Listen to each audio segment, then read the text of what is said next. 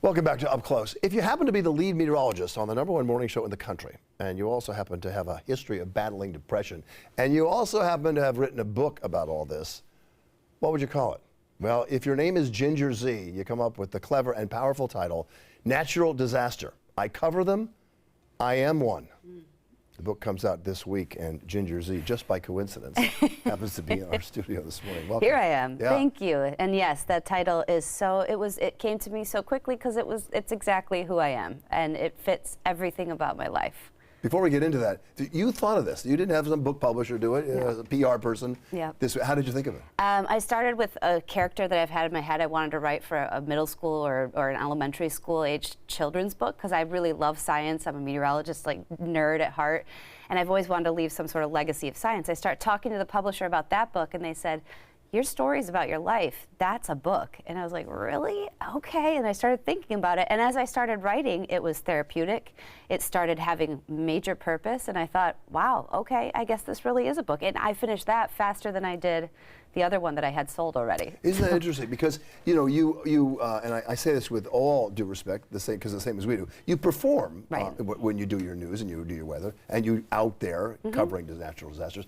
But this was something different. This touched a part of you that you usually don't touch when you communicate. I mean, I've fully opened up, and I think, you know, very rarely do people get to know us beyond these couple of minutes that they have with us. They can get a sense of who you are, but to know your demons, your background, your mess, the mess that I am, I wanted to, all of a sudden I wanted to say it, and I had this moment of clarity that it might actually help somebody else, because I think after I did Dancing with the Stars, I had a big demographic of women and young women that started reaching out to me, and it was people that had never watched me before, and they said, you've inspired me, you've done this, and I felt some sort of responsibility to let them know I'm not a shiny, in-sequence person at all times. I've had quite a messy life so far. I've just been fortunate and had great support to get me here. I want to get this right. The response from people who watched you on Dancing with the Stars got you more in touch with being able to reveal yourself to them. Definitely. Dancing does that, I think, because it breaks you down to the very base of who you are. You can't hide, can you? No, you were sure all can't. out there. You're all out there. You're doing something you're so uncomfortable with. So being uncomfortable in front of a camera is not something I was used to, not since I was in college and not since I had really perfected the skill that I know I'm good at. Dancing brings you back to that very raw place, and then the storylines, and they get into your story a little bit. And those were the moments where those, especially young women, said to me, I've had all of this stuff happen. You, for some reason, inspire me. I don't know why they had that. And I kept writing to them and saying, oh, no, I've actually done that before. I've had this. So social media gave me this great platform to interact with them. And then we'd email, and now we're like pen pals. So. And isn't it interesting that getting on Dancing with the Stars, which took you to a whole new place that you had never been before, led to a whole new other place where you had never been before? And that's the thing, is I think that this career so far, again, I went to school for meteorology. I didn't intend to get into television. All of a sudden, I was on television, and I really enjoyed communicating science. If you would have told me 20 years ago when I was studying meteorology that I was going to be on Dancing with the Stars and then writing a book about my life, I would have laughed in your face. Were you afraid that revealing all this would make people think differently of you? Absolutely. But that's what inspired me more to do it, because I'm ready for people to think differently about me. I think that they see just that very small glimpse, and we all do that to each other. We see just a very small glimpse. My mom's very good at this. She's the person that can get someone's life story on the airplane or in line at the grocery store, and she connects to people, she looks them in the eye, and she genuinely is curious about their life. I think doing that, and hopefully this book can help inspire, knowing that you've had a morning and an afternoon and everything before we've sat here I today. can't tell you about it, I'll tell you. It would bore everybody, but it's intense, yes. What I've been through today, I could fill a whole program for. Well, and that's... Everyone has that. Everybody has that, and I think that we should give each other that chance and give each other that before we judge, before we make, you know, snap decisions in our day, and this is what life's about. If we're not doing this and having the conversation, then why not? So the book hopefully will start that conversation. So what is your backstory? So I have a long one. I mean, it's a whole book right now.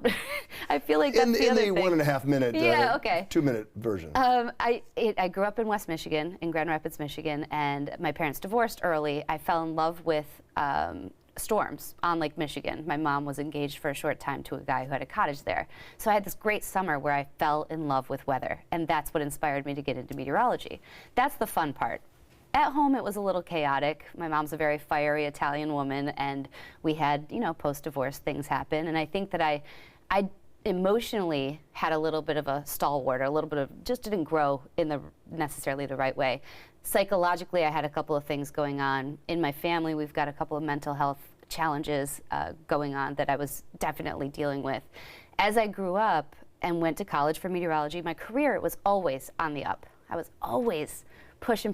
My personal life, I made choices, decisions, and then my mental illness that I ended up having and not treating for a very long time was affecting everything at home. Were they causing the decisions to be made? Oh yeah, I mean, definitely. There's some of it that I think my impulsiveness was a big part of what helped me in my career. You talk about an abusive boyfriend. Yep. You were to the altar twice and then yes, backed off. and backed off, and a lot of things, that's all impulse, you know, where you kind of make, sometimes works out for the best, but I've had a lot of life decisions. I'm not regretting necessarily, but I do think and I hope that this book could help someone say, I've done that, or I could almost be in that position and I would, you know, like to make a healthier decision for myself. How did you confront your depression? How do you treat it? So number one thing I eventually did, and this is what I want the book to do. I want someone to read it and say, I feel that way sometimes too, or mine is completely different, but I want to talk to somebody about it.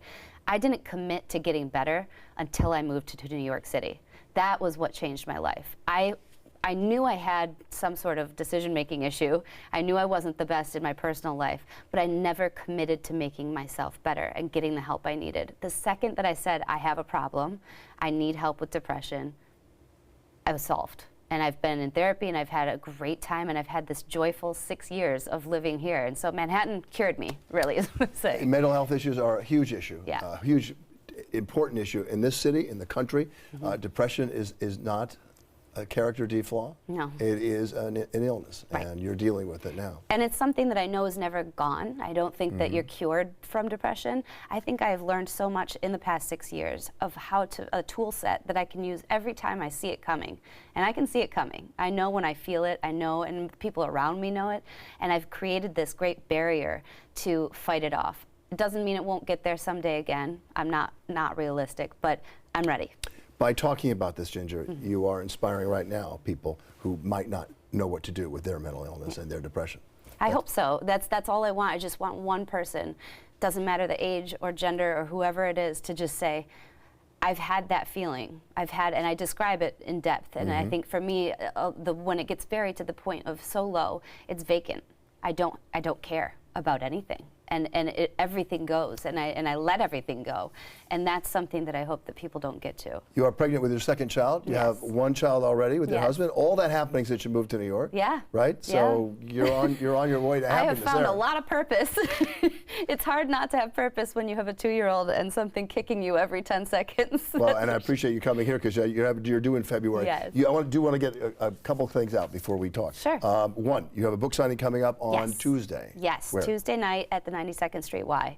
And I'm hoping that people can come and, you know, learn more about my story. I think we get to do some Q&A and definitely book signing. You and your colleague now, Dan, you have now written this book. Your colleague Dan Harris, our friend Dan Harris, has also written a book about his anxiety and depression, how he deals with it.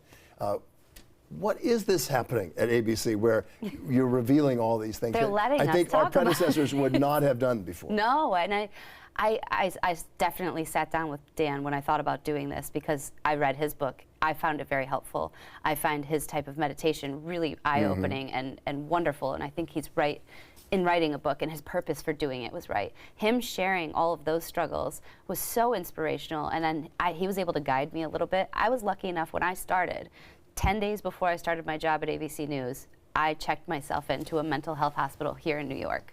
And that line is the line that Dan and I came up with together to start my book, because he didn't know that about me. I didn't either until I read it. Yeah. And I started that journey 10 days later with him across the desk. And so our friendship and that relationship means a lot to me. The fact that you're revealing it, and you revealed it in the book, says a lot about who you are and about how the employers at ABC are. Yeah. You know, that's pretty big on that. It is. I want to say you have inspired people, and I hope if you can change one life, then this appearance was worth it, and your book was worth it, I think. I All hope right. so. Good luck. Good luck with the baby. Thank you. Thanks for joining us, Ginger.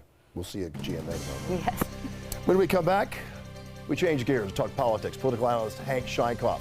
President Trump talks tax cut politics and also sex scandals involving members of Congress. We'll be right back.